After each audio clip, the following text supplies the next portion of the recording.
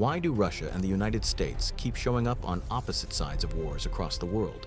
To understand that pattern, we have to go back to the end of World War II in 1945. After the war, the U.S. and Soviet Union emerged as superpowers with completely different political and economic systems. But fighting each other directly could trigger nuclear war, so both sides searched for indirect ways to compete. That is how the world entered the age of proxy wars, where rivals fought through allies and local conflicts. Instead of invading each other, they sent money, weapons, advisors, intelligence, and political backing to partners. In Korea, one civil conflict quickly became part of a larger struggle between communist and Western-backed forces. In Vietnam, Washington backed South Vietnam, while Moscow supported the Communist North with major assistance. In Afghanistan, the Soviet Union invaded, and the United States armed resistance fighters to drain Soviet power. The same pattern spread through Angola, Nicaragua, the Middle East, and many other battlegrounds of the Cold War. Each side said it was defending peace, freedom, socialism, stability, or liberation from outside control. But underneath those slogans, both were fighting for influence, credibility, territory, and long-term strategic advantage. Then, in 1991, the Soviet Union collapsed, but the deeper rivalry with the West never fully disappeared. Russia lost Soviet power, yet mistrust kept growing as NATO expanded farther east across Europe. From Moscow's view, that expansion looked less like defense and more like strategic pressure closing in. From Washington's view, NATO expansion meant protection for allies and a more secure European order. Ukraine became one of the most important fault lines because it sits between Russia and the Western Bloc.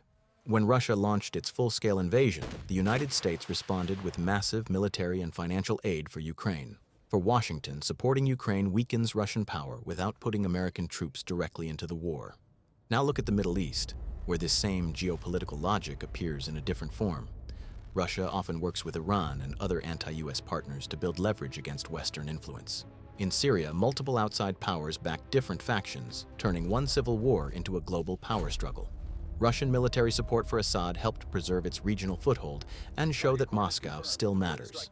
So even when both sides talk about defense, they are also trying to shape the balance of power.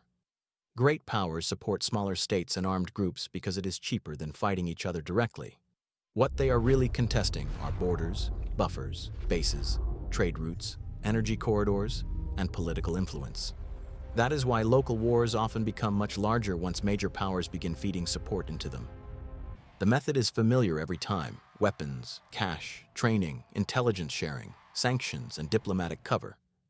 Proxy warfare became the preferred model because direct war between nuclear powers could spiral out of control. So the locations change, the names change, but the strategic logic remains remarkably consistent. They back opposite sides because their interests, alliances, and security goals often collide in the same places. At the center of it all are four driving forces: power, security, influence, and deterrence. And in most cases, the people who suffer most are the civilians trapped inside these contested states.